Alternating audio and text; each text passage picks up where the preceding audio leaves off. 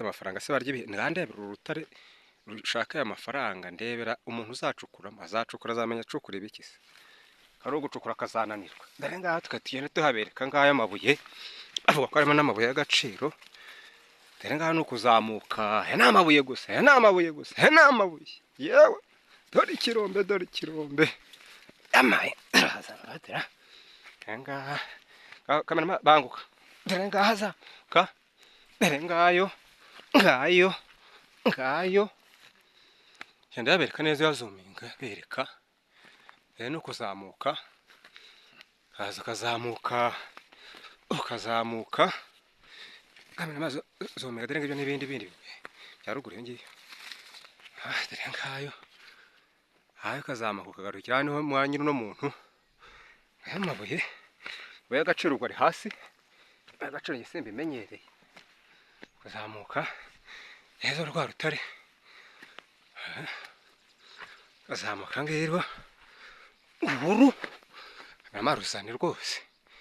Aha hazane tambike ngibyo ngibyo ngibiriya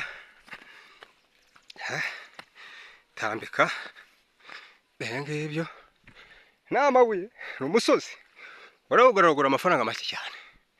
Ngaho muri umuntu ngaya aha reba noneho rero ugatambika nanone aho hakurya aho mama harebayo kamana shaka haca aho harimo n'ishyamba.